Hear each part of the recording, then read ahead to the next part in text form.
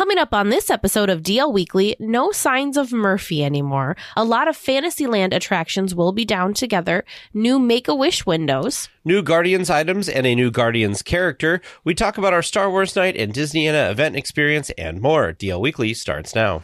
Hello, everyone. Welcome aboard the DL Weekly podcast. Please, lower your head and watch your step while boarding. If this is your first time listening, we hope you'll check out our website at DLWeekly.net. If you have more time to spend, becoming an official weekly tier at DLWeekly.net/support is an especially good value. Thanks for traveling with us today, and we hope you have a happy and memorable listen to this week's episode.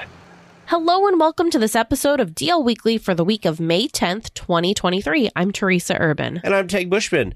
Thank you to Mark T., Barbara H., Ronnie H., and Leah A. for becoming official weekly tiers on our Patreon. Our supporters get some pretty fun perks like DL Weekly swag, bonus content, and access to our Discord community. A special thank you to Michael F., Diana D., Megan A., and Nathan R. for your continued support. If you would like some more Disney magic in your day, head on over to DLWeekly.net/support and join the community. Well, you've heard us talk about all of our great experiences staying at the Howard Johnson in Anaheim. Well, we have partnered with them to offer our listeners some really cool discounts.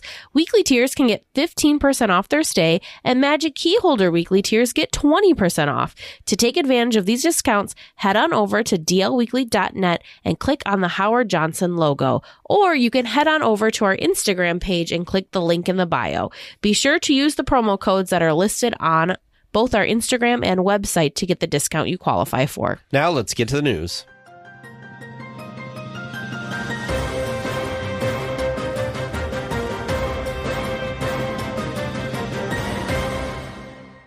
Well, as of May 8th, the scrims have come down around the Fantasmic stage on Tom Sawyer Island. There's almost no indication that a fire happened on the stage, with the exception of a small amount of soot near the edge of the platform that covers the lift, which had raised Murphy into place. Man, when we were there, we had seen a little bit of activity through parts of the scrim. We had seen that they had built up like another layer of scrim, during the week we were there.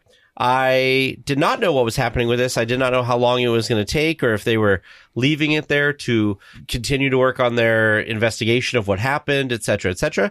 It was surprising when Teresa found this today and sent me the picture and said, well, Murphy's gone. I'm like, what? Already? Wow.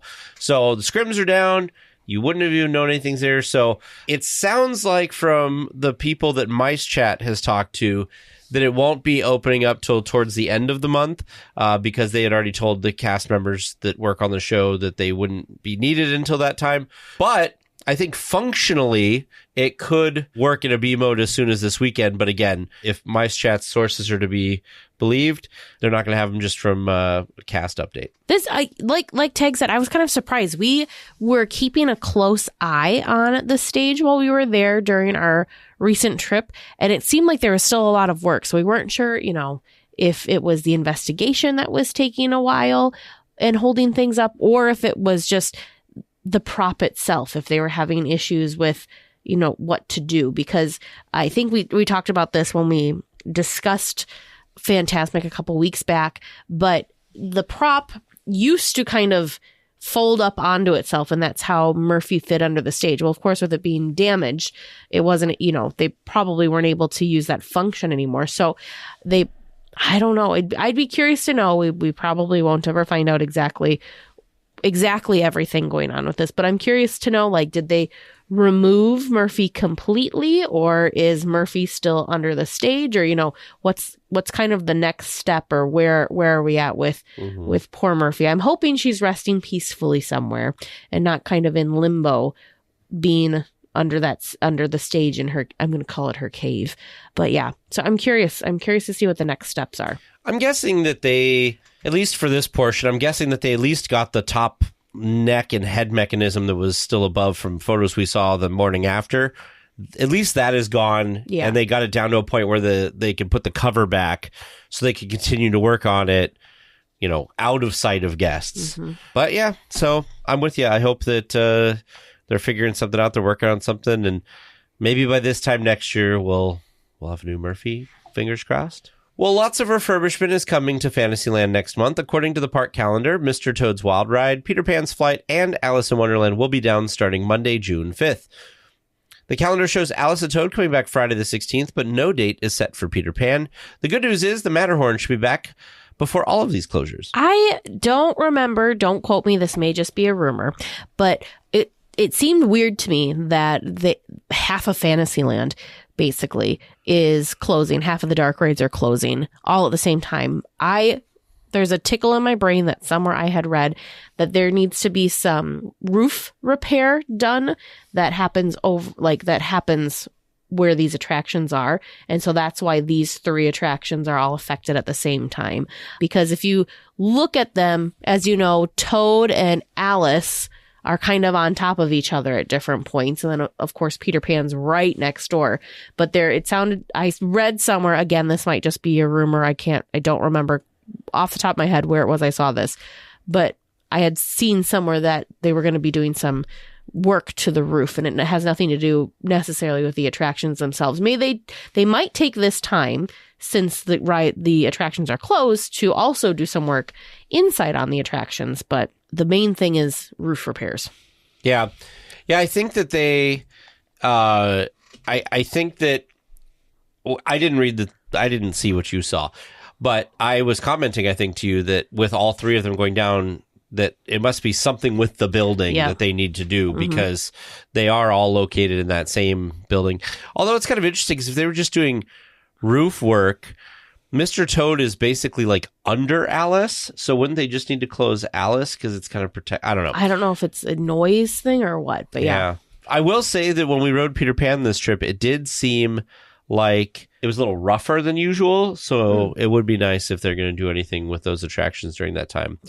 Maybe they'll add some fun little pieces, because they added some stuff to Alice, but they added a little bit of things to Peter, but they haven't added anything to Toad. So maybe we'll get some cool projection stuff with Toad, maybe. Well, along with World Wish Day, a celebration of the founding of the Make-A-Wish Foundation, Disneyland celebrated in its own way and dedicated windows around the corner on Main Street. The 3 windows include a center window dedicated to the Make-A-Wish and all the Wish Kids past, present, and future, and the side windows honor Chris Grecius, the wish that inspired the creation of Make-A-Wish, and Frank Bopsy Salzar, the first official wish granted by Make-A-Wish, and the first Disney wish. Disney as a whole has made nearly 150,000 wishes come true, and Disneyland was part of the first official wish. That's so cool. I know that we've talked about Make-A-Wish before on the show, and how many wishes have been granted through Disneyland and Walt Disney World. But the thing for me when I saw this, okay, this is going to be a funny thing. So we're pretty familiar with Disneyland, would you say? I knew where these were. Okay. I wasn't going to throw you under the bus. I'm saying, but we're pretty familiar with Disneyland. Yes. So I saw this photo of Josh D'Amaro at this podium, and I thought, because of the angle and everything, I thought, oh, this is over by the Jungle Cruise. No, it's the other side, because I never go over to this section, because it's really kind of tucked back behind the corn dog wagon and everything. And we did on our trip go over and look at these. And so they look great. It's cool that they had 3 windows there to be able to do these 3 windows for the Make-A-Wish Foundation. Perfect. And they had this whole ceremony and everything, which I thought was really great. I would recommend to people that next time you're in the park, go check these out, because they're pretty cool. They're beautiful. They also, the lounge, our tour guide told us this, that the lounge used to be the Make-A-Wish Lounge, but now it's just the Wish Lounge. Yes. For any type of stuff, I guess, any type of wishes that people make that go in there. So pretty cool.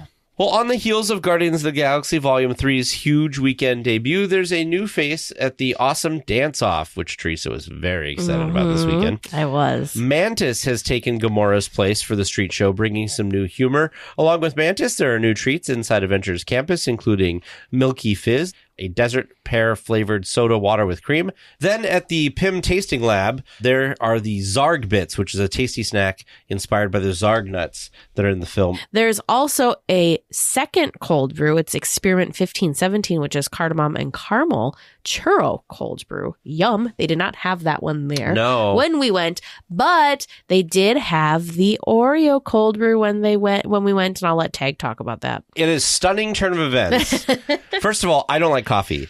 And in a stunning turn of events, I drank this. In fact, I took a sip of Teresa's, and it was so good. She also agreed it was good. It's very sweet, though. Yes. It is very sweet. It's very desserty. That on our last day in California Adventure, I ordered this drink because it was the only coffee drink. I think it's the only coffee drink I've ever had that I could drink. It was very good. And you drank the entire thing. I did drink the entire thing. It was very, very good. The Oreo pieces or whatever on the outside, like the rim, not like hard to eat. They were good. Hard to get to. Yeah, that's more of a decoration. What did you think? You liked it. I enjoyed it, but even more than the cold brew, I was so excited for Mantis. So we just this was so cool. We just happened to be in the parks on Mantis's first official day in DCA. As soon as we realized that they announced that she was at the parks, and she was already at the parks doing her thing, we were in Galaxy's Edge, and Tag and I went over to DCA because I had to see her, and I think Tag was just along for the ride, which I thank you for.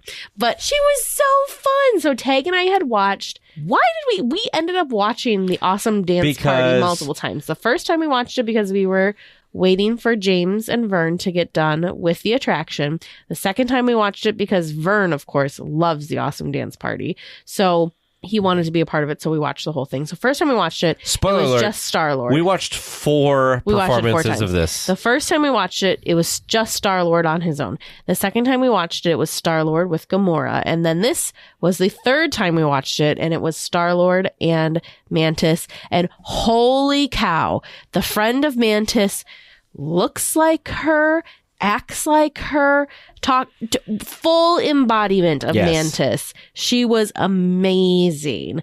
She had they had the correct contacts in, so her eyes looked like they were full black like Mantis's. I liked her little antenna that she had on her head, and she was hilarious. The absolute perfect person to be part of the Awesome Dance Party. So before we saw her, you had already started your mini obsession with her. She just looks so good. Okay. Because Teresa saw it and was like, we have to go do this. And then we went over to do it. And it was so funny because she was so excited for it and then took a bunch of photos. By the way, Teresa got a photo of her and Star-Lord together. That Mantis and Star-Lord, to be clear, together, that looked like a promo shot. It did. To the effect that somebody else on social media posted one that was similar to it. And I told Teresa, I said, I think they stole our photo. But Teresa showed me the original and said, no, it's different. So she did a very good job of it. And I thought for sure that photo, if you're curious, I did post that photo to social media. I got a little Mantis crazy on social media. Yes, so there's a couple of posts, and there is a reel of the performance. I didn't put any sound or anything because I wanted you guys to hear some of her lines because she was just so funny. One of her first lines was, Peter is kind of introducing her because it's her first time on Earth, and and Peter calls it Tara. She's like, so this is Tara, and she's like, smells buttery. He's like, that's rude. You can't say that. It's a mix of popcorn and sunscreen. You'll eat both or whatever. And then she did something and was kind of being, Mantis. And he's like, be nice, blend in. And she just kind of awkwardly looks at the crowd. And she's like, I like butter. She was just perfect addition. She had sweet, fun dance moves. I loved her. She had that silly... I just loved her so much. She had that silliness that I like Drax for, which is kind of like that... They don't realize they're being funny. Yeah, it's So... It's awkward. Them being awkward, but it's hilarious. Yeah. So good. So it was good. But also, just to be fair to Teresa, one of the reasons she was very excited about this was we are never at the parks when something premieres. And Teresa had been watching social media all morning, and she was pretty certain that we were one of the first people to post about it actually happening. Yeah, which, so she was very excited for that, of wouldn't this be cool if we got a lot of engagement because we were one of the first people to do it. So I understood why she was doing it. So I mean, but you also just liked her. I loved her. I absolutely loved her and wanted to share her and feel like everyone needs to go see Mantis if they can. And if you can't go see Mantis, then hopefully you'll get some enjoyment on the little Instagram video that I did. I'm going to be a nerd. I'm probably going to put another one out there. That is how much I love her. Wow. I love her so much. She was so fun. Are you going to start like a Mantis at DCA dance party fan page? I might. She's that cool. She needs to stay forever. I'm sorry, Gamora. The thing is Mantis plays into the funny, where Gamora just seemed irritated by the funny. That's Gamora's thing. Right. That's fine. But I think for this, Star-Lord needs another funny person. Yeah.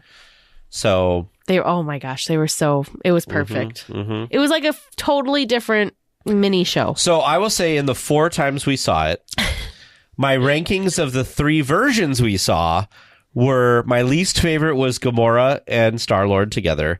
My second favorite was just Star-Lord on his own. And my favorite was Mantis and Star-Lord, for sure. So good. So good. Well, it's all downhill for here. A new twist for the backdrop of World of Color 1. The Orange County Register reports the Incredicoaster, the Inside Out Emotional Whirlwind, and Jumpin' Jellyfish will stay open during the nighttime spectacular for the first time. Jesse's Critter Carousel and the Pixar Pal Around will remain closed. So I'm excited for this because I never understood why the Incredicoaster and the Whirlwind and the Jellyfish needed to close anyway. I understand the Pal Around because the lights are in a certain configuration there that if it is rotating, aren't going to line up correct. Sure. So I understand that, but I guess the only thing with the Incredicoaster would be just the screams and like the sound of the coaster, but it's so loud, I don't think it's going to matter. That's what I was thinking too, was just the noise, the noise carrying from the coaster over. Sure. Well, and you've got Dash yelling 3, 2, 1, go! So I wonder they might just not have that. I was gonna say, I wonder if maybe that'll be turned off for this. But they were not on. You could not ride these attractions while we were there. I don't know if we have a date as to when this starts. But it's soon. But it hadn't already started when we were there, so we didn't get to ride one of these attractions during the show. I think it'd be cool to ride an attraction during the show. Jumpin' Jellyfish, I think, would be real cool. We saw the biggest lines ever for Doc Ondars on May the 4th in Galaxy's Edge. Star Wars Day brought out the fans, and many of them were on the hunt for the limited edition Cal Kestis lightsaber hilt. By the way, people walking around with this were ridiculous because they were just this big. It was a very large box. Yeah. Yep. It appears to have made it onto Shop Disney now for those looking to pick it up. I have seen conflicting reports of whether it's still. Let me double check this because I saw on Mice Chat that it was sold out, but then I had seen from somebody else that it hadn't. when we were there, it was available, released on May the 4th. It did sell out on May the 4th. However, I want to say it was Friday, May the 5th. Well, was it Friday or Saturday? Either Friday or Saturday. It did come back in stock, and Tag just pulled it up. It is currently in stock again for Shop Disney. Now, this is interesting because there's only 7,500 of these, so I'm not sure how they keep going in and out of stock unless they're releasing them. I'm sure. Yep, I'm sure they're it's slowly a cool releasing them. Lightsaber hilt for sure. I almost wanted one. I didn't realize they were $400. It does come in a display box, which was why the guests that we saw that had purchased these had very large looking boxes. So it's a much bigger box than just what the regular lightsabers come in. Yep. But I'll tell you, man, I've never seen lines like that. It was nuts. Shopping on May the 4th was just crazy in general because there was some new merch, a lot of new merch that released over at the Star Trader in Tomorrowland. Which we talk about later. 40th anniversary merch that had released. And then there was another collection that also had released too. That was really cool because it was really neat. But it was a cluster because you had all of these people going, and the Been There series, the Starbucks Been There series for Star Wars themed things also released that day in Star Tours. And as far as I know, for in the park, that was the only location you could purchase that newly released merchandise. Yeah. So not only did you have all the fans that wanted to buy that merchandise going to Star Traders, you had everyone leaving Star Tours because again, you exit through the gift shop, also trying to go in. So it was a very, very, very busy shop. Well, with the live-action Little Mermaid coming out later this month, guests can look forward to meeting the new Ariel sometime in the parks. Halle Berry, who plays Ariel, announced it, but didn't provide any dates. When she arrives from Atlantica, you'll be able to say hello on the promenade near It's a Small World. This is so exciting. I wonder if this is going to be where they had that little stage set up. I wonder if that's where she'll be hanging out. Maybe. When does this movie come out again? I don't even know the release date for the movie. May 26th. May 26th. So that is only 3 weeks from now. The other thing, there was so much merch that we saw in the parks for the new live action Little Mermaid. It was really beautiful. There was new ears. There was a Spirit jersey. A backpack. I want to say there was a backpack. There were also some plushes and dolls. Very, very exciting. No lack of merchandise tie-in in the parks. I don't think we saw anything Ursula related, though, now that I'm thinking about it. But yeah, don't still talk to very me about exciting. that. You're upset. I love Ursula. Yeah, you wanted some new Ursula merch. I love Ursula. Ursula, in my opinion, Ursula is the best part of Little Mermaid. Well, there's a new big dog at Imagineering in Florida. No, really. It's the first canine Imagineer in the U.S. Noodle is a service dog for Imagineer Jacqueline, assisting with her cardiac and respiratory issues. In her spare time, Noodle tends to dozens of rubber ducks under Jacqueline's desk, lounges in her orthopedic bed, or visits cubicles searching for pets and cuddles.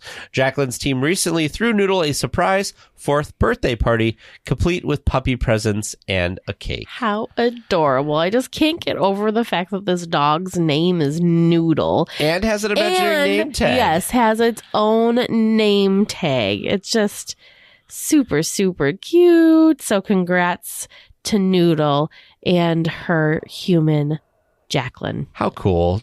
Super, Look at this dog super photo. Cute. Yes. Yes. Adorable. Oh, originally named Dolly, now Noodle. Noodle's a better name. Noodle's yeah, well, cute. Dolly's probably when she adopted the dog, yeah.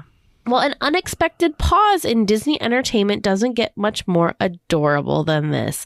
Just last month, Magic Happens had to pause as a mama duck and her ducklings crashed the parade and ran in front of the Coco float. Miguel noticed and started waving. Cast members helped guide them to safety, and the parade continued. I also saw an adorable video. It may have been of the same little duck family of the ducks like walking alongside of the parade floats. Oh, yes. I saw the video of the parade having to be paused for them to walk across, cross the street there. But I also saw another video of them going alongside the parade. It's just super, super cute. Those Disney ducks are the real stars of Disneyland. They get the true VIP treatment. I mean, come on. The parade stopped just for them. That's just true. so they could cross the street. We saw some. They grew up quick too, because I feel like we saw some we saw some like teenage ones. But when I was over near the restroom by the Adventureland restroom there, I did see some itty bitty baby ducks over there that were they weren't with Mama though. I don't know where Mama was, but there was like 6 little itty bitty baby ducks that were getting escorted by Disneyland cast members as well. Yeah. Super, super cute. Pilots, we've detected some producer questions near Jakku. Report to your DLWeekly vessels and make the jump to hyperspace. The 7-7 Squadron will provide support during your trivia mission. Good luck, and may the Force be with you.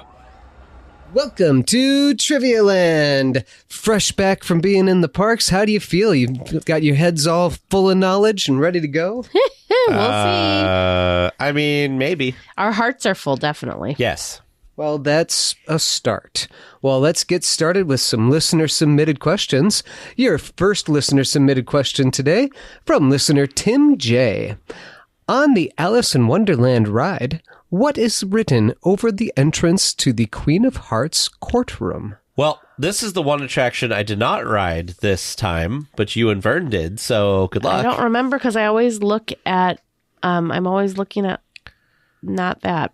This is terrible. I don't even know if I realized that there was something up there. Where is this, Vern? So it's as you've gone through the croquet area, yeah. So and she's you playing come croquet. around the corner and you're going into the courtroom. Mm-hmm. And so I like to double check questions before I ask them because I like to make sure that I'm giving accurate answers and that I'm asking questions that I can be sure of. And I watched probably half a dozen YouTube videos of the ride, making sure that this question was right. And I could never actually find the answer. Then when we rode the ride on our most recent trip, I was watching diligently and I found the answer. It is there. Huh. That was the one you were talking to James about? Yes. Yeah. Yeah, I don't know. I think James knew exactly what I was talking about, and he knew that he also couldn't find it in a YouTube video, so he was very happy that I was able to find it. Yeah, my problem is I don't look up at that. Like, I don't look up before that scene, and I don't look up during that scene. Are you ready for this one? I didn't even know there was a sign there. No, I know. I didn't either. So. The only place I know that there are signs is in the this way, that way, whatever, and that's it. Yeah.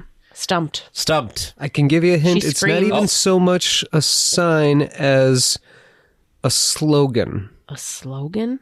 Like sometimes you're walking into a ballroom or something and there's a slogan of what that ballroom represents.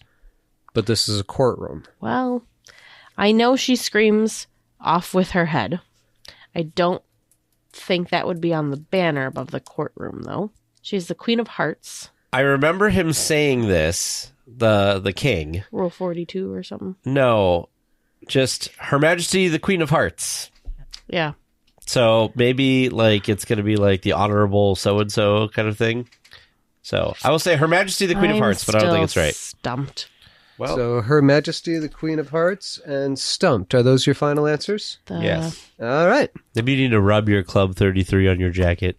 For good luck, yeah. Your second listener submitted question from listener Stacia S. What are the names of Donald Duck's parents? Oh my goodness. What is with all these Donald Duck questions? These are stumpers too. Because there's been Donald Duck questions. I do not know what Donald Duck's parents' names are.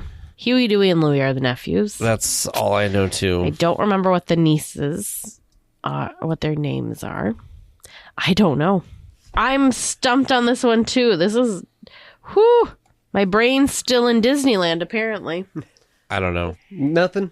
All right, so nothing and stumped. Final answers? I think so. All right. Whew, good questions, listeners. Your third listener submitted question from listener Michelle M. What attraction is in both Disneyland and in the Magic Kingdom Disney World, but is spelled differently in each park? Is spelled differently? It's an attraction? It's an attraction found in both parks. Spelled differently. But spelled differently. It's in Disneyland proper? Yes. Okay. The Magic Not Kingdom. DCA, but actual Disneyland. Okay, so these are my two thoughts. Specifically, I believe it's in Tomorrowland. Okay, I have no thoughts anymore. Because I was going to say, it's a small world capitalized in world and not capitalized in land. And then I was also wondering about King Arthur's Carousel. Well, if it's in Tomorrowland, there's only so many things in the Tomorrowland in Disney World. There's Buzz, but it's a different name. Yeah. There's the People Mover, which doesn't exist anymore. There's a Carousel of Progress that doesn't exist anymore. Their Star Tours is in MGM Studios. Oh, you're right. Space Mountain, which but I don't it's know spelled how the else. same. I don't know how else you could spell Space There's Mountain. the Tomorrowland Speedway versus the Autopia. Yeah, no. And that's all I know of that's there. It's got to be Buzz. And then there's Laugh Floor, but that's also not at Disneyland. Do they have an Astro Orbiter? No.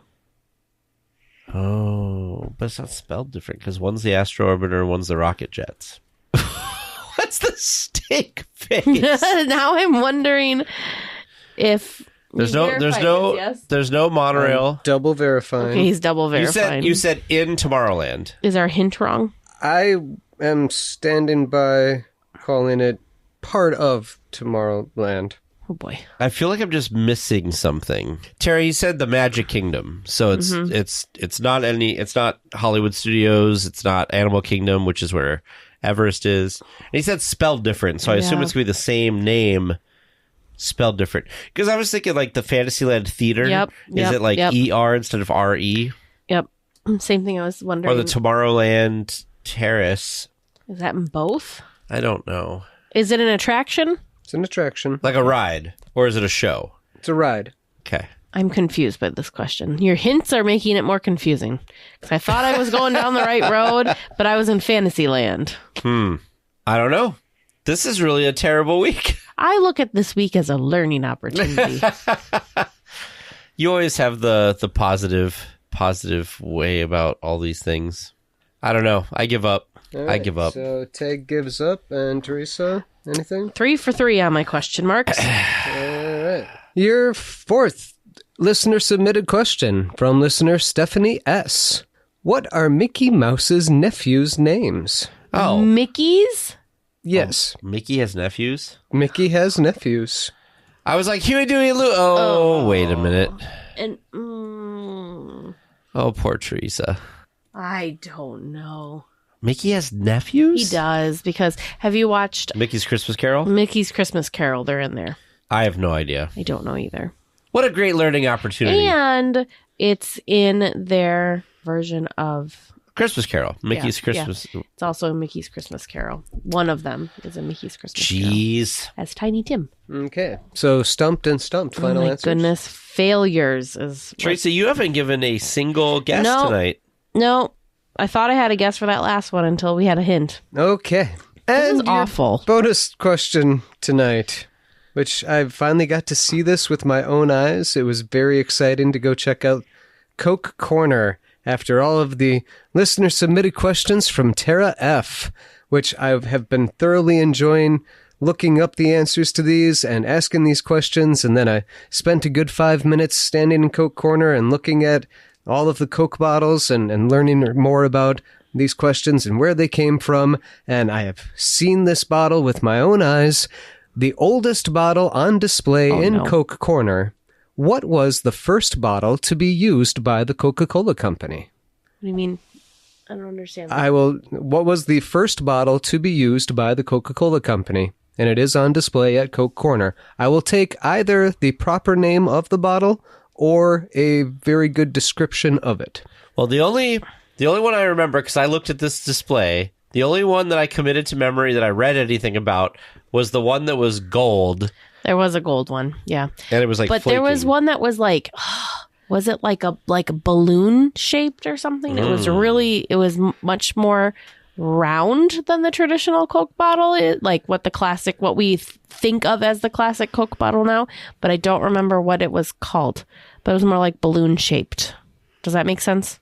That makes sense. Okay. I know exactly which one you're thinking of. Okay. So those are your answers, the gold one or the balloon-shaped one? Yeah, I know it's not the gold one, but... All right. Gold one or the balloon one? Well, listeners, how do you think they did? How did you do listening at home? Stick around until after the discussion topic, and we'll all find out together. Well, this week for our discussion topic, we are talking about two different topics, and one of these topics we actually come live from the park with, so you'll have some cool... We got to record in the park. Yes, which will be wonderful. The other is our Disneyana event that we went to, which this is our second Disneyana event that we've gone to, and got to be part of their whole event and their show and sale. So what was the Disneyana event? The Disneyana event is easily... it's so fun. So this time around, the setup for the day, the schedule for the day was a little bit different. So the event did not start until, I believe it was 12:30 that we could start checking in with the event starting at 1. But the first, and then there was an hour break for them to reset the room after the presentations before we then went into the awards dinner. The first person, though, that we got to listen to, and who also brought all sorts of amazing things for us to look at, was Matt McKim. Matt McKim is a former Disney Imagineer, and he's also the son of Sam McKim, which that name may or may not sound familiar to you, but Sam McKim was the Imagineer who his big, thing that everybody knows and loves, and I'm looking at right now, is the Disneyland maps, those beautifully illustrated Disneyland maps. Sam McKim was the one that created those for the parks. Yeah. Originally. And these are one of my favorite souvenirs that they don't really offer in the parks anymore, but Matt was able to explain to us that he created these maps. He updated them over the years. They talked about how he updated them, that basically he would draw the new thing and like glue it on top of the old park map, because the park maps were so labor intensive to do. And the last, so he did one for Disneyland Paris when it was Euro Disneyland, when it first opened. And the last one he did for Disneyland was, what was it? It was, because he was talking about that he had done it in like was it when Indy was added, I think?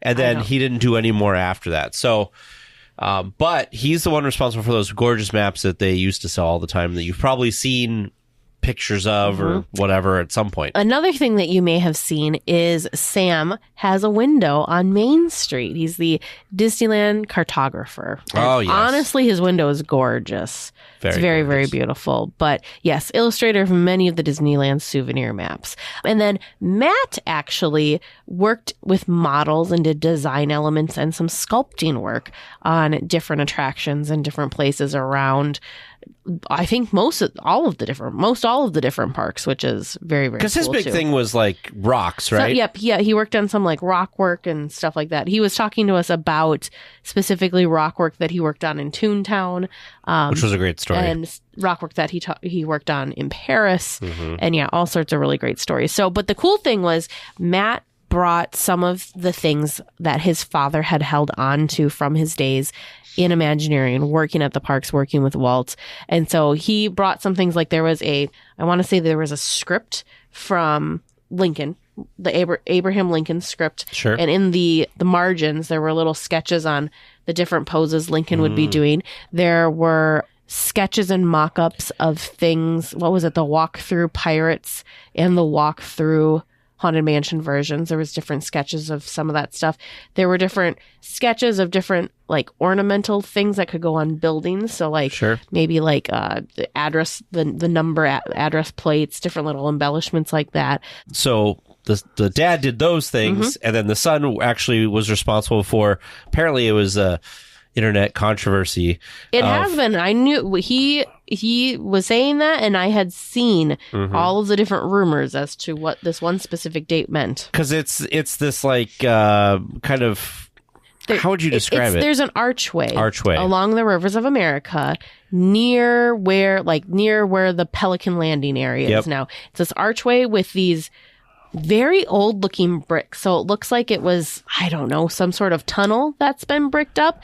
And Matt actually was the sculptor that did that. And he had a funny story. We hope to have Matt on someday to talk with us about all of his things that he did for the company and all the fun things. So I think we'll maybe save the story for when we have Matt on. But he shared a really fun story about this little archway that he created and the kind of internet rumor mill that it sparked. Yes.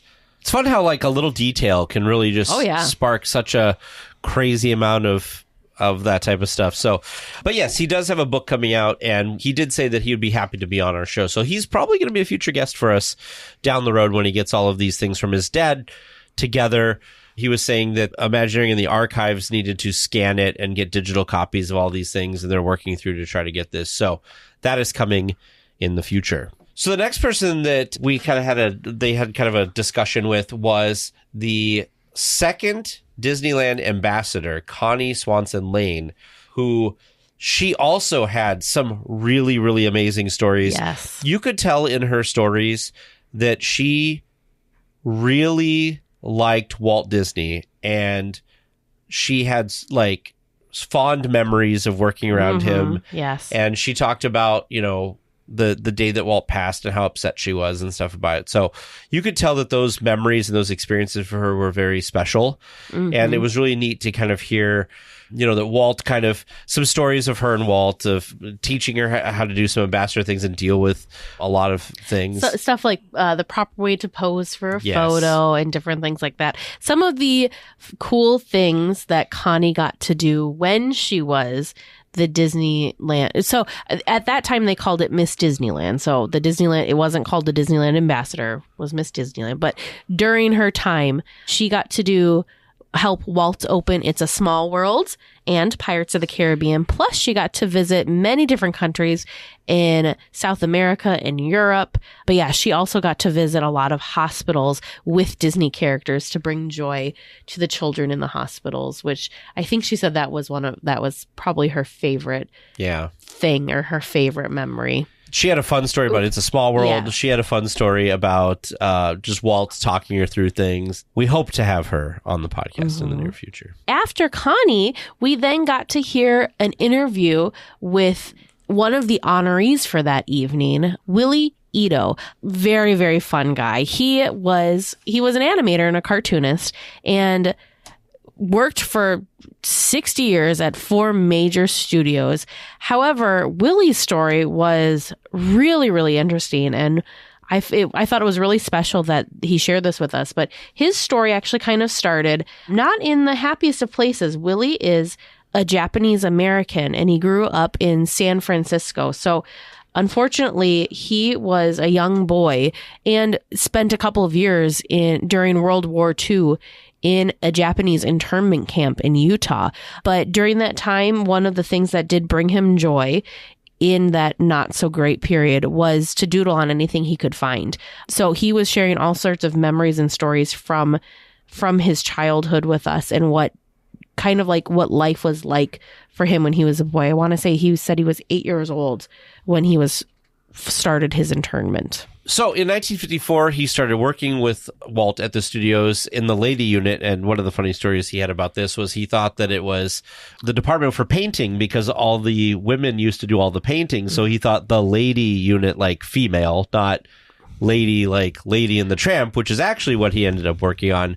And he worked as an apprentice in-betweener on the iconic spaghetti scene, which I think anybody who knows anything about Lady and the Tramp, that is like the scene in that movie. Yes.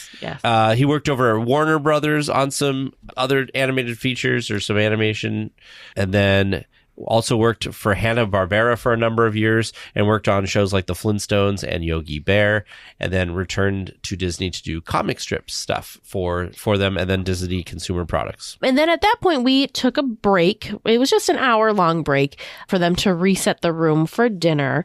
We did go over and just kind of hang out in the bar area. We got to see some friends, make some new friends. We also got to hang out. Terry Hardin was there just as a guest to enjoy all the different presentations and to be a part of the ceremony at the end and be there to support her fellow Disney Legend honorees. Because if you guys remember, she was made a Disneyana Fan Club Disney Legend honoree last year. Yep, she was. So then after dinner, they did what they do during the dinner is they have little interviews with each of the honorees. So Willie got up and spoke and shared some other different stories. Another animator, Jane Shattuck Takamoto Bear, was also recognized, and she began her animation career in 1955 as an assistant animator on Sleeping Beauty. So she got to work alongside the legendary 9 old men of Walt Disney Animation. I mean, come on, how amazing is that?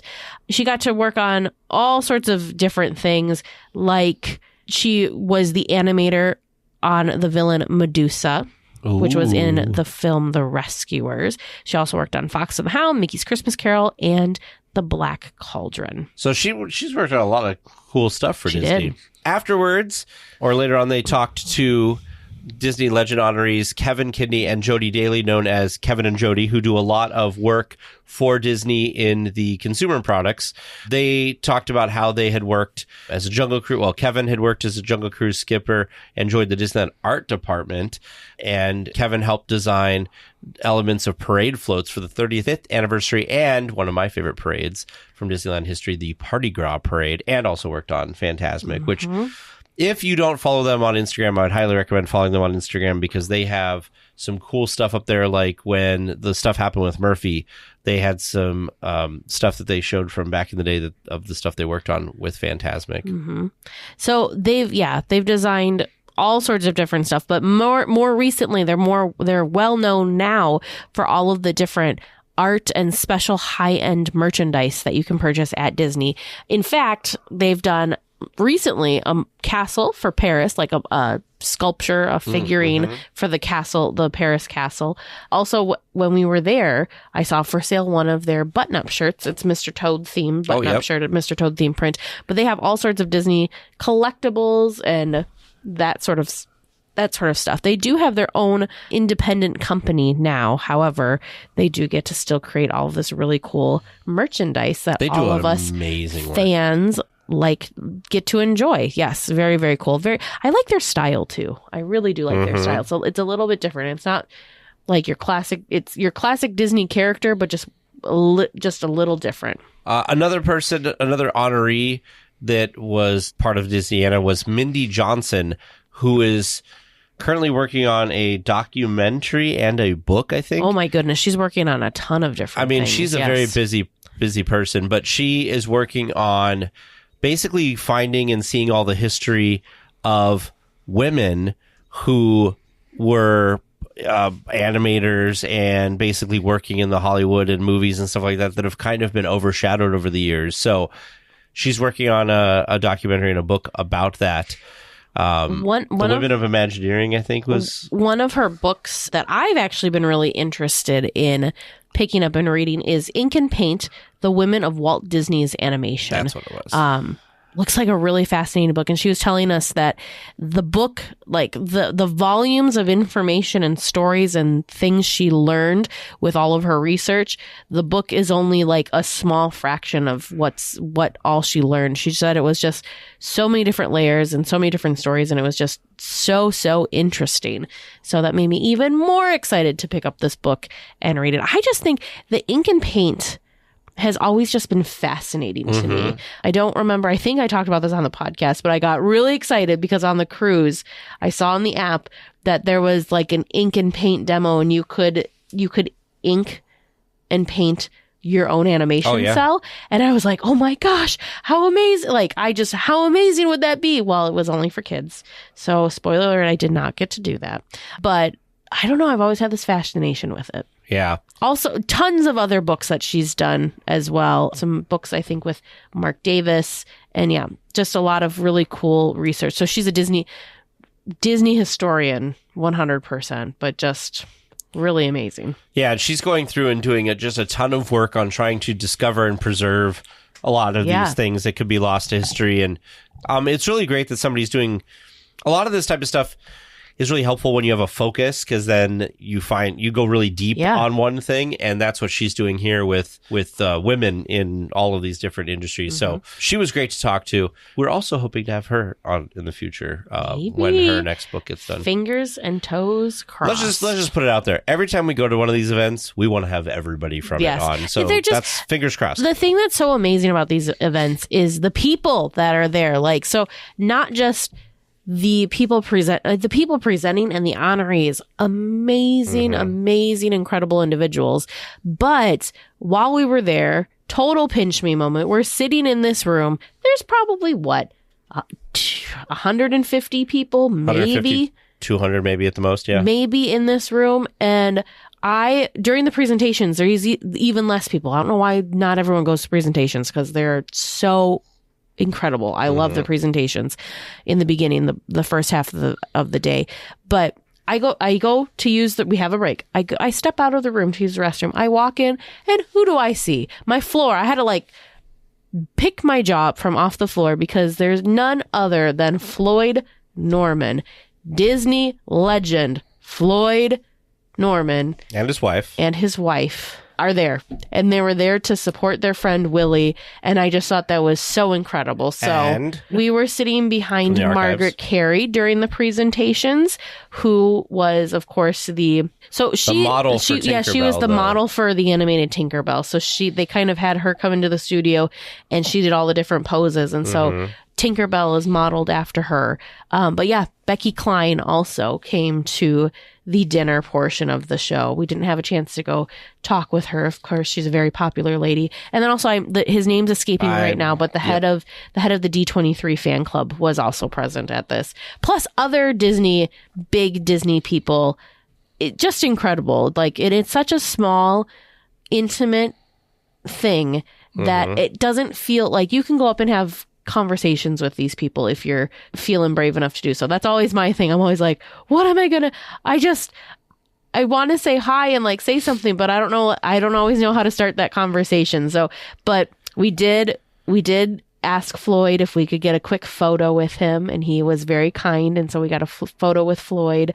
We spoke with Matt McKim for quite a while. He was a really fun, interesting guy. We really hope it works out and timing works well that we can have him on to share some of his stories. Got a photo with him, got a photo with Willie, of course. But yeah, just tons and tons of fun. You just never know who to expect or who you're going to see at these events. So it's just really, really cool.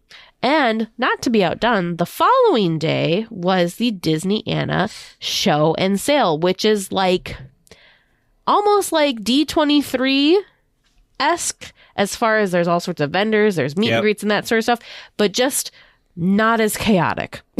No, not nearly not as chaotic, not as large. And what I like seeing at the show and sale is there's a ton of Disney history that is there. So there's a lot of vendors that have, original creations. We saw there was a booth that I almost bought one of, which I don't know how I would have got it home, but it was they were so doing cool. 3D models of the parks or sections of the parks or attractions that you could like hang on your wall. Yeah, so think like a Google Maps view of the park.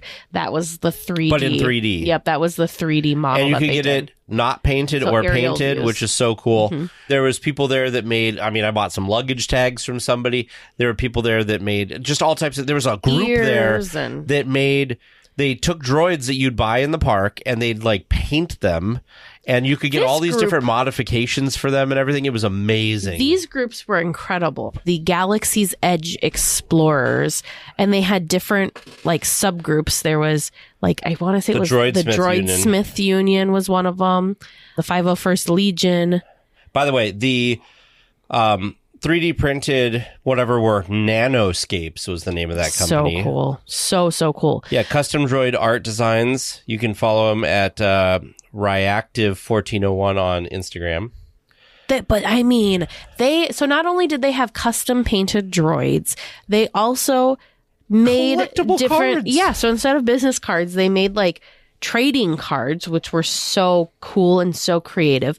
But they also did stuff. The one guy was showing, I don't remember what he called it now. It was this little computer thing that he made that somehow you could you could turn on to find other droids. So if you're at the parks and want to meet up with other people that have droids, this thing would tell you where other droids were. It somehow would have your droid, because your droid will do different things in Galaxy's Edge depending on where you are. So like if you're in the cantina, it'll react, like the droid has like reacts a certain way. He somehow was able with this little computer thing he created, and mind you, it was smaller than a business card, this little thing, so you could like mount it on your wrist or whatever. Yep. But it then would make the droid interact because it would think that it was at the cantina and do whatever that special. Yeah, so all these just super cool. All these things like the magic bands when you're doing the bounty hunter game and Galaxy's Edge, all those things are working using NFC or near field communication stuff.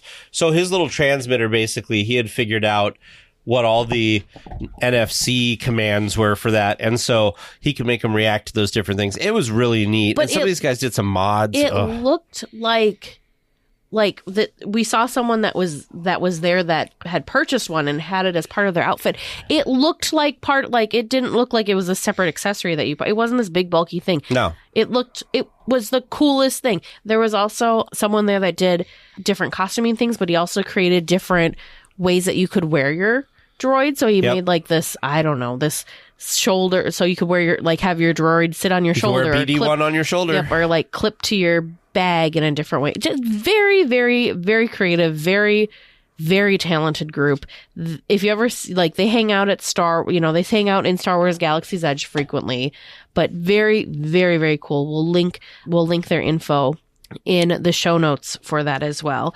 And then it's one person that I met that I had to buy art from because his work reminded me so much of stuff that you would find in Wonderground. I really enjoyed his style of artwork, and I loved his character and attraction scene choices, and I bought a print, and I bought multiple postcards from him too. His information is Creative D2R. Well, again, we'll have that linked in the show notes for you if you want to go check out his stuff. Very fun, very creative, and very reasonably priced. But I'm really excited. I got a jungle cruise themed print for Vern that he was very excited about. And I was even more excited that I packed it so well in my luggage that I did not get a single wrinkle in any of it. So very, very cool. The last group that we met that was really cool and just fans was called Avengers Initiative. They had really amazing cosplay. Of course, they're all in Avengers gear. We had Wanda, we had Doctor Strange, we had all sorts of different people dressed up. But their thing was they were a volunteer group that would go to hospitals and try and bring some joy to children and people and different people in hospitals through the characters and through their outfits. And I thought that was such a cool, really special thing to do. And their focus again was on Avenger cosplay specifically. They did a good job. All Very of their good. stuff, like the guy who played Hawkeye, He looked like Hawkeye. Like Jeremy, is it Renner? Jeremy Renner, yeah. He looked like Jeremy Renner. Like double take, looked looked very, very good. Very, very fun. Trying to think who else. Of course, Terry Hardin was there again, so we had to stop by her booth. She was selling all sorts of her different artwork. Rick Law was there. He is a former Disney animator as well. He worked on a bunch of the different poster art or like the cover art for different films. Animated so like movies. I think The Black Cauldron was one of them. Mickey's Christmas Carol was another. Plus he does a lot of original stuff. If you've ever watched any of our live streams, I have one of his pieces behind us. He had this really beautiful sketch of Walt's Barn that I bought a print of when we met him last year when we went to Disneyana, and it's right in the middle of our set. He remembered us because he had signed one incorrectly, and he's like, "You guys are the ones that I signed the wrong thing." He remembered us, but yeah, super cool individual as well. But just I think there was over 70 different vendors. We talked for a long time with this booth that they had. We had to like sit and look at their stuff because they had tons of old ticket booths, ticket books, and all sorts of different, Disney dollars, lots of Disney dollars. Very cool, very knowledgeable people as well. So it was really, really fun. I love looking at the ticket books. I purchased some artwork and a pin. I think you may have. I purchased the luggage tags. That's it. Oh, yeah, that's it. You purchased the tags. Last year, we purchased all sorts of books because there was tons of authors that were there. I really wanted, but steered myself away. I really wanted one of the ticket books, but the one I would have wanted would have been almost $400. And because wasn't it a full ticket book? It was a full ticket book. It was a full ticket book. That guy had cards that had not been used for like D23 members used to get, or not Club D23, 30. Club 33 members used to get these cards. Like a plastic They card. would have their name embossed on them or whatever, and he had ones that had not been embossed. Yeah. What? Yeah. He had full ticket books. He was telling us that they had a promo back when they got rid of ticket books that they would give you money back for unused tickets, so they would hit void, and instead of throwing them away, somebody must have taken them. Yeah, so he had all these books so Disney would void them, and then they were supposed to destroy them. However, a couple fell into somebody's pocket, apparently, and he somehow had acquired. So he had such rare pieces of Disneyland history. It was just really fascinating. They were very, very knowledgeable, which is also super cool that they took the time to chat with us and kind of share some of that information and knowledge with us. Yeah. So one of the things that's great about the Disneyana event is that they are not hugely attended necessarily, which makes them more intimate than something like a D23, which is just chaos. However, after listening to the show, you should definitely, what the next one's in October? The next one is in October. Let me pull up the calendar real quick to get the dates right. It's the weekend of October 7th and 8th is the next And who are they dinner scheduled to honor? and next show and sale. I don't know if that's public knowledge yet. But it's a big one. They teased us. I don't know if we're allowed to share it yet. So make sure a big one. Make sure one that like I marked the calendar. I'm like, we're going to figure out we're making this happen. Even if it's going to be like a quick in and out weekend trip, we need to be there. But yeah, so make sure you follow Disneyana on their social media pages. And also we'll have a link in the show notes, of course, for their website as well to get you in the right place for their website. Yeah. Super worthwhile. If you are a fan of the history and this, you know, the behind the scenes and kind of what goes into making the parks and making the movies, that, you know, that side of things, this is definitely an event for you to attend. We are coming to you live from Galaxy's Edge. We're hanging out by the Millennium. Galaxy's Edge. Yes, Teresa. We are hanging out by the Millennium Falcon. So that's, we thought it would be a good ambiance for the discussion. It's a fun little corner. The last time that I was over in this corner was when Smuggler's Run, when we first did Smuggler's Run, and the queue was crazy and it extended out and down here. So this is the last time I've been over here. So it's one of the few calm corners of Galaxy's Edge. It is a calm corner. Now, the day of the Star Wars Night event, we actually came back here quite a few times. James and I did, and it was crazy busy back here all day. There was a line for Doc Ondars that went to the staircase and then down by Ronto Roasters, like halfway to Rise, it felt like all day. So it was very busy because they had a Cal Kestis lightsaber thing and people were trying to buy costumes and lightsabers for the event that night. Well, and the other thing too is over in Tomorrowland, Star Traders was crazy too because there was a bunch of new release merch, yes, for Star Wars Day, May the 4th, but also they had a ton of new releases, including stuff for Return of the Jedi's 40th anniversary. Yeah, so Teresa warned us about that, and we went over there, and yes, it was... Like, it was a wall of people. Star Traders kind of busy anyway, because you got all the exit to Star Tours, then you got all the other people trying to go in. So, pro tip for some folks, at least on the day that we were here, which was May the 4th for the Star Wars night, that they do give out credentials if you're in the park before the beginning of the party. You can get your credentials in the Starcade, and we were able to do that at about 3:30 in the afternoon, and there was no line. It was wonderful. You just go over, you get your badge, you get your wristband, you get your park map. So if you were in the park early, that is the best time to do that because I assume it got a little bit busier later on. If you were coming just for the party, you get that stuff at the front gate, so you don't have to worry about picking it up in Tomorrowland. But I'll tell you, there were so many people during the day that were dressed up for May the 4th. Yes. That weren't even going to the Star Wars Night event. We were surprised because we were thinking all of them were going to the Star Wars Night event, but one of the first things we did was we saw some character interactions up in Town Square, and while we were waiting in line for all that to start, a lot of people were exiting, and a lot of these people were people that were dressed up, so that was kind of a happy surprise. It was pretty cool. So if you've never been... You were worried about sound over here. There is plenty of Star Wars sound. If you've never been, I would highly recommend coming on May the 4th. I will kind of start off by saying maybe don't do Star Wars night on May the 4th. I don't know if it was just us, if the Force wasn't with us, or what.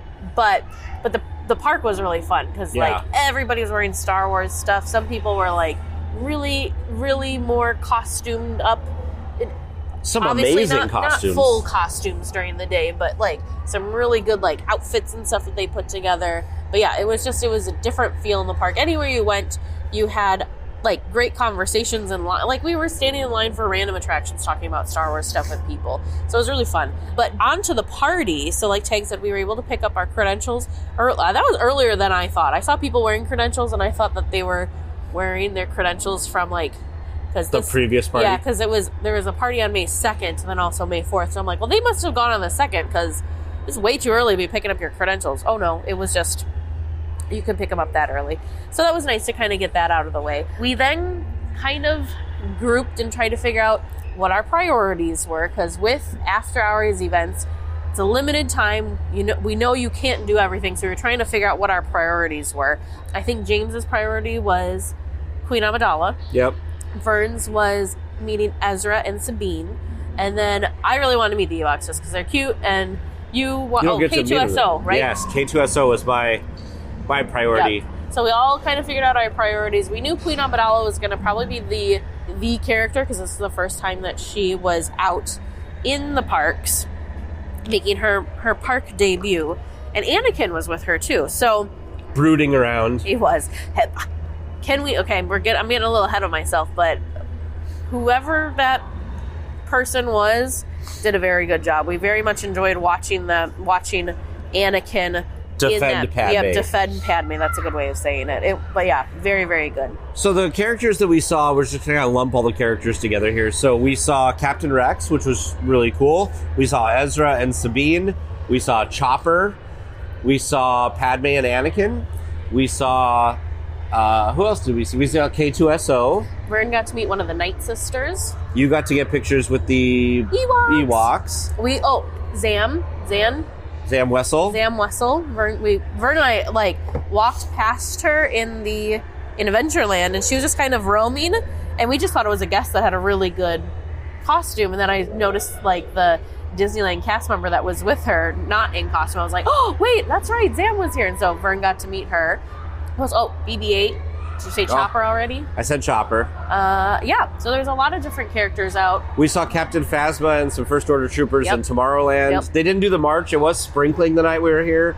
They did seem to have some, issues with that because for us being in the Midwest, it wasn't a lot of rain. It was kind of sprinkling, but apparently there were some safety issues, so some of those things kind of got changed. The thing. So we'll start with the not so great stuff. So the thing that was a little frustrating to us, a couple things that were frustrating, was it was organized but also not organized. So Padme, they knew she was going to be popular. Queen Amidala knew she was going to be popular, so we lined up ahead of time and we ended up having to get a wristband for a return time. Well, we waited an hour and a half before the party started to get the wristband. The wristbands were all gone before party time started, and really gone an hour before party time started. I want to say we got in line, and then they started giving wristbands out about 7 o'clock. Yeah. And I want to say by 7:30 or something, there was 7:30, 8 o'clock, there was no more wristband. They were done with, they'd gone through all the wristbands. Which sounded great because getting a wristband, you're not wasting party time standing in line. So we thought. But the idea was there that we were this is going to be really great because we don't have to waste a ton of time here. Yep. So our return time was what? We could start lining up as early as 9:45 to 11. So 10 to 11 was the official start time, which we thought was great because the fireworks were at 9:30. So we're perfect. We'll watch the fireworks. We'll go over to see Padme. No problem. So we decided then to head back down to Main Street because that's where Vern's two characters were that he really wanted to meet. They were meeting together. But as we were standing there, it wasn't set up. So we started lining up for that early too because we wanted to try and check, right? We were trying to be efficient, check it off. So we were in one line, and then suddenly it split to two lines, and it was, do you want to meet Captain Rex? Go to this line. If you want to meet Ezra and Sabine, go to that line. Okay, cool. We're organized, right? Well, then we realized they brought out one backdrop. So it was all the characters were meeting in the same spot, but when you asked, none of the cast members seemed to know which character was coming out first. Right. And they had divided the line, so we're well, they've got to both be coming out, right? Why would you have divided the line if it's just really one meet and greet? Well, it was really just one meet and greet.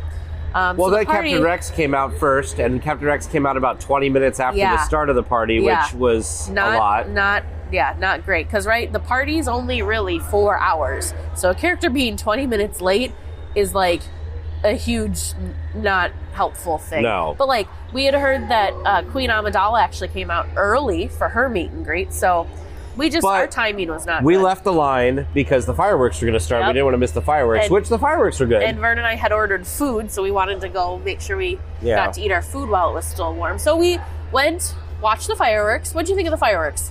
I thought they were great. Star Wars music lends itself to fireworks very, very well.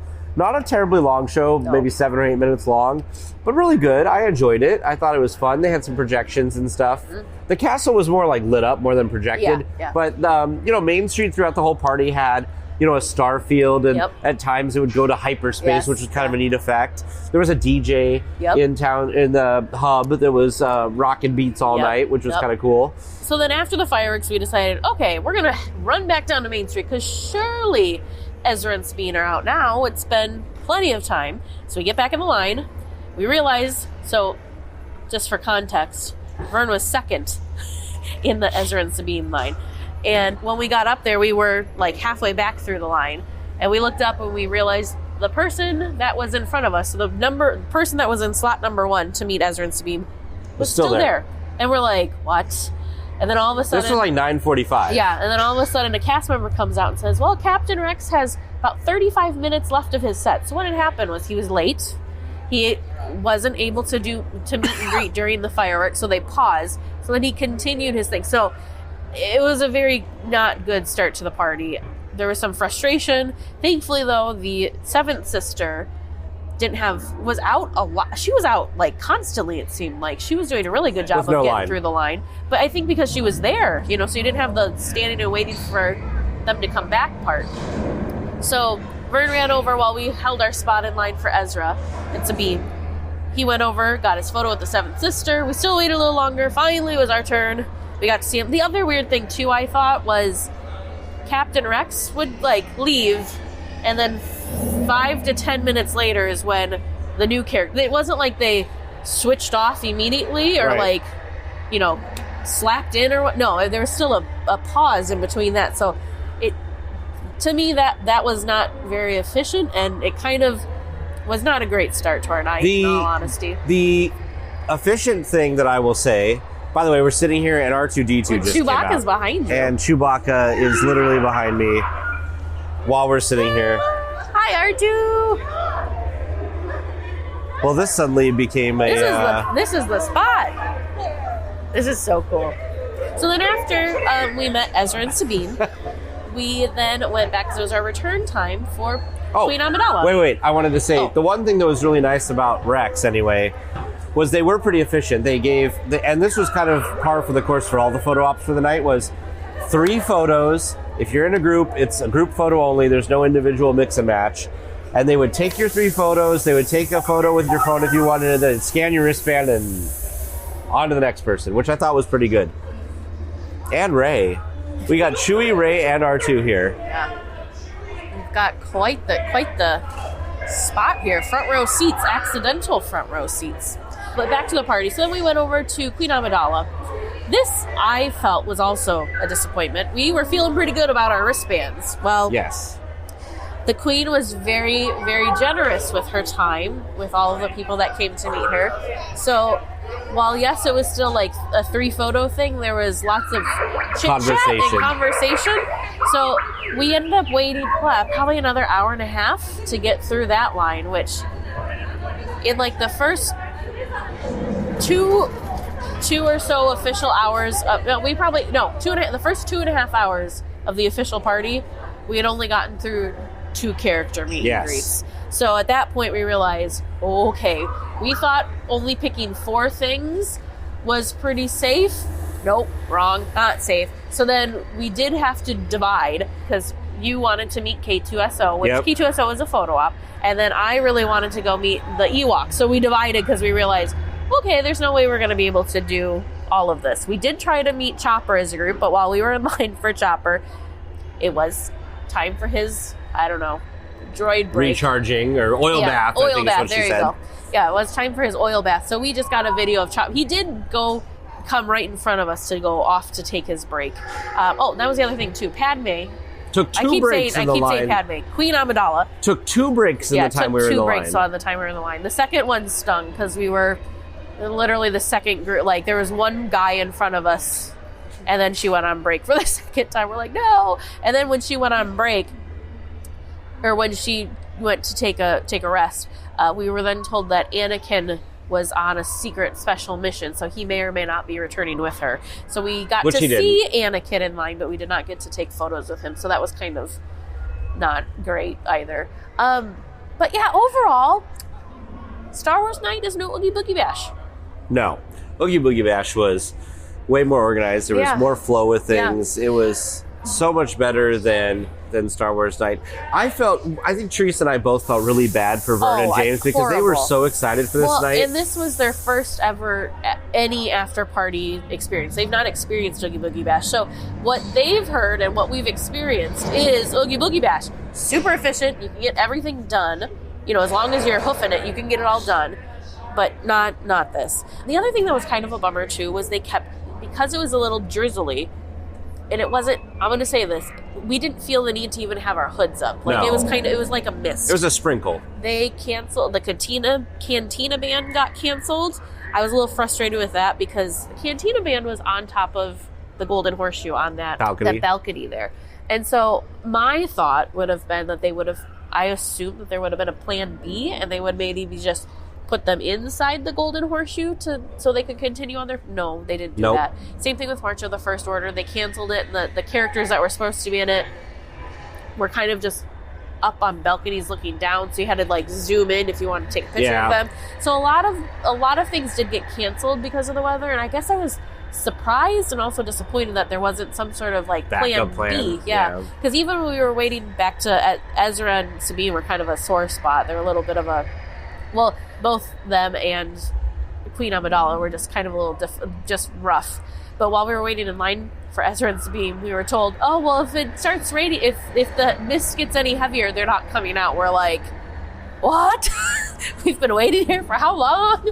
Yeah. So, and again, that photo op was just outside of the fire station. So we were kind of like, why wouldn't you maybe... Push it into the fire station so the characters could be on, like, again, plan B. But because we weren't in charge. Yeah.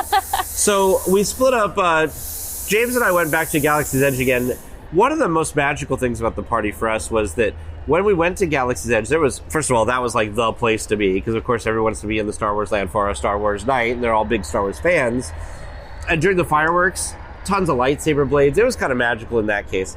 But one of the things that I liked a lot was in Galaxy's Edge, there were so many people in costumes that Batuu actually felt like a Star Wars town, because there were so many people that were in costumes and hanging out and walking around. There was people dressed as aliens. Yeah. There was people dressed as, humans, all the different range of things. Lots of lightsabers going around and everything. There were some really talented people that were good at wielding their lightsabers. The person that was in line at the front of Ezra and Sabine had customized his lightsabers and cool. made his whole outfit. He was telling us about, so like he had, I think he had built his lightsaber originally at Savi's, but then the like plastic wood pieces that were on, he somehow swapped out for real wood pieces. Like leather too. Yeah, real, like it was plastic leather. Like, yeah, it was amazing. So for me, what really made it was the people that was there, which is sad and disappointing to say. I don't like, the thing that was the coolest was the other guests. Yeah, there was, but like Tag was saying, the costumes some of these people, like I would have thought that they were character meet and greets. That's how like amazing. Well, that's why you and Vern thought Zam Wessel was just a random person until we saw that Zam was not by themselves. Yeah. So yeah, it was really cool. Overall, my thing with it, I haven't figured out if it was because it was May the 4th, if we just had the worst ever timing, or if that's just kind of how Star Wars night is. But it was sadly not up to our expectations. Well, what confused me was we had read reviews from not from May 2nd, but last year's Star Wars night. Yeah. And people thought it was like the best after hours party total. Yeah. So we were kind of surprised that it was this. Now, again, we're not sure if it was something with the weather they kind of dampened a lot of things, or because we came on May the 4th, like maybe if we would have gone on a different day, if it would have been better or what. But it just seemed like it was just kind of like, it reminded me a lot of the weird snafus we had. It reminded me a lot of our first D23 Expo, where like it seemed like there was just a lot of people, a lot of cast that were working it that were just not informed of what was going on. Yeah. And we were laughing because there was a few cast members, and I don't knock them for this, but there were a few cast members working the event who like didn't know anything about Star Wars. So they were like, I'm not sure who, like Teresa, you were saying that the guy was saying that Ezra was coming out, but he's like, oh no, it was Rex. Yeah, it's Rex. Because he got the names all confused. Yeah. So it was a little tough. So overall, we feel we're the worst for James and Vern, because we thought this was going to be like the most magical ever night for them. And it was kind of a flop. Didn't pan out that way. The Ewoks, though, were very fun. I was very glad we got to end on a high note with the Ewoks. Vern also tried, there was a churro back there that was themed to the Endor Forest. The weird thing, too, is so we had food. That was another kind of goofy thing. There was food in the program, or like the event map, the event guide, but there was only photos. It didn't have any descriptions. Yeah, and that was then a bummer. On the app, some of the Star Wars food was available for mobile order, some of it was not. But so we didn't always have descriptions of what some of these food items were, but that actually worked to our advantage for this Endor Forest churro that Vern tried. Vern is not a fan of coconut. If he would have read the description of this churro before trying the churro, he would not have ordered it, but he loved it. It was one of his favorite churros of the trip. It had toasted coconut on it, but it also had a coconut caramel sauce, and it was a chocolate churro on it, and it was very good. We enjoyed that while we were waiting for the Ewok. It was very in theme. We went back to Galaxy's Edge. I ordered there was a pasta dish that was at Docky Bay 7. I don't remember what the name of it is off the top of my head, but it was so good. I had to scarf it down because they give it to you in the normal Docky Bay 7 thing, and producer James was trying to get something from, I think, Red Rose is where his pickup was.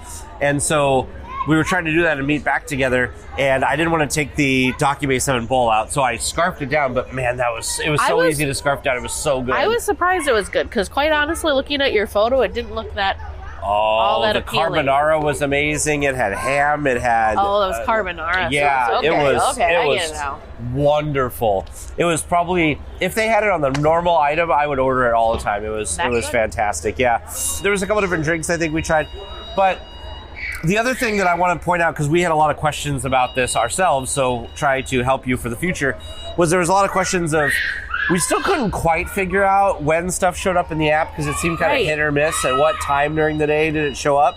That was one.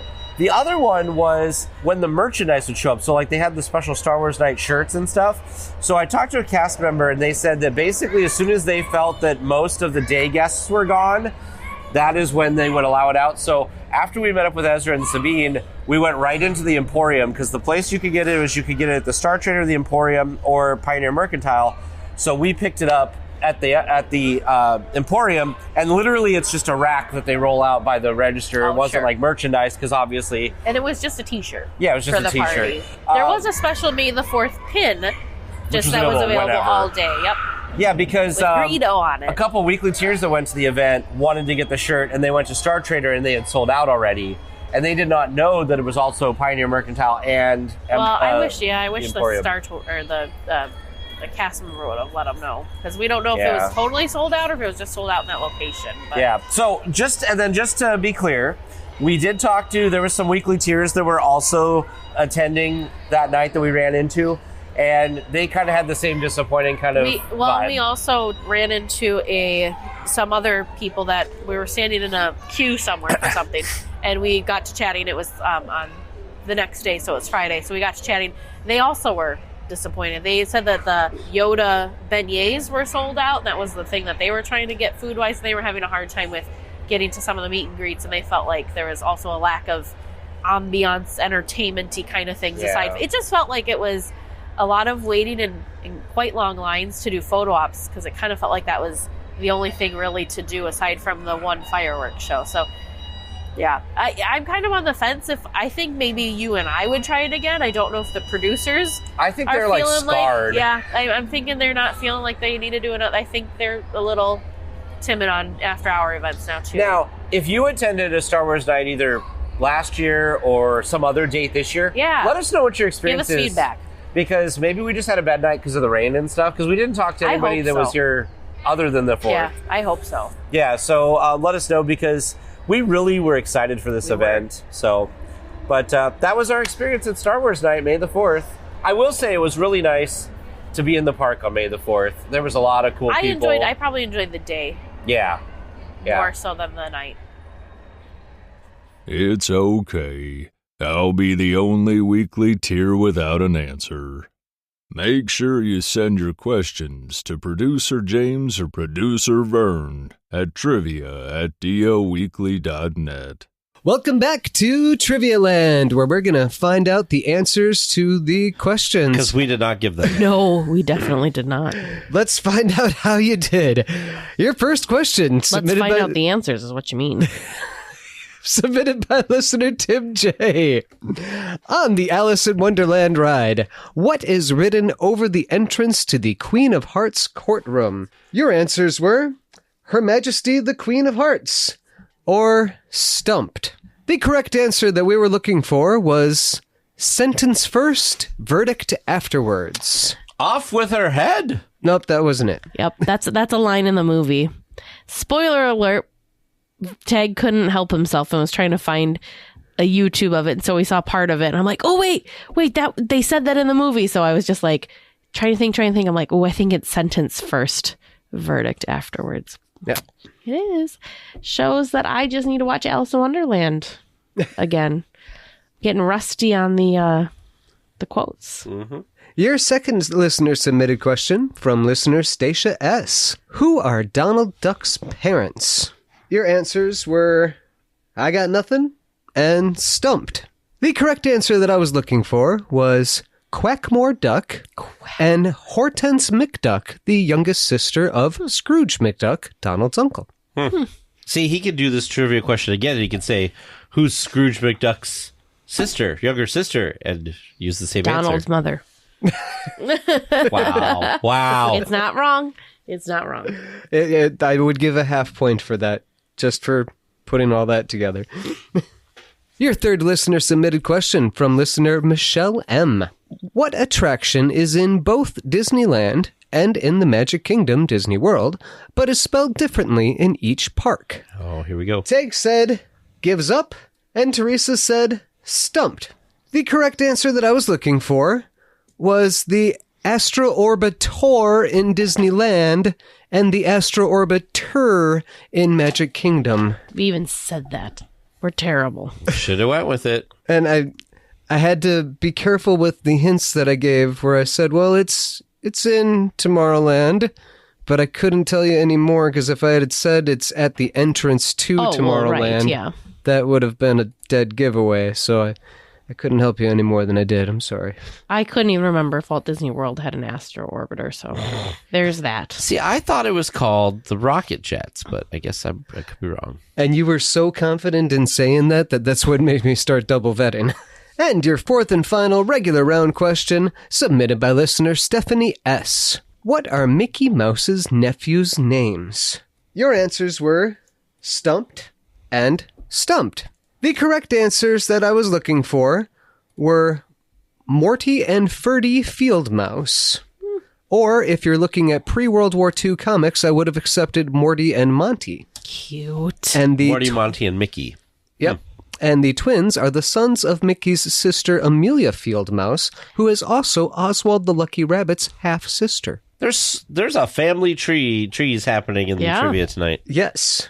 That's why I actually picked those two questions, the Donald Duck and the Mickey Mouse. I thought, oh, this is nice. We're getting a whole family thing going on here. We're learning a lot about Disney families. Well, we certainly are. Mm-hmm. Yep. So is it, wait. So did you say the name was Field Mouse? Yeah. Field Mouse. So is Mickey's name isn't Mickey Field Mouse? No, Mickey's Mickey Mouse. Oh, okay. Maybe he dropped the field when he immigrated? I don't know. And my family dropped all sorts of letters when... I don't know. And your final question, submitted by listener Tara F. The oldest bottle on display in Coke Corner. What was the first bottle to be used by Coca-Cola? Your answers were the gold one or the balloon-shaped one. The gold one was the 50th anniversary bottle limited edition with actual gold plating to it. The balloon-shaped one was a limited edition that came out in the 1920s. But the correct answer we were looking for was the Hutchinson bottle, used from 1899 to 1905. Okay. And it is, if you're looking at all of the bottles, it is the most straight-lined, no curvature to it, doesn't look like a classic Coke bottle at all. Oh. And interestingly, the Hutchinson bottle had a solid metal cap to the top of it that you had to puncture. And due to the carbonation inside, when you punctured it, it made a popping sound. And that's where we now get the term soda pop. Huh. Interesting. Fascinating. Yep. Well, listeners, how do you think they did? How did you do listening at home? Do you think you've got some great questions that can really stump them next time? If you think you've got that perfect question and you'd like to hear it on the air, feel free to send that in to trivia@dlweekly.net. Well, we will be back next week with more Disneyland news and information. Until then, go out and enjoy the parks. Please remain seated until the podcast comes to a complete stop and the doors have opened. Then collect your belongings, watch your head, and step carefully from the episode. On behalf of all of our crew, thanks for traveling with us, and we hope you have a happy and memorable visit here at DL Weekly.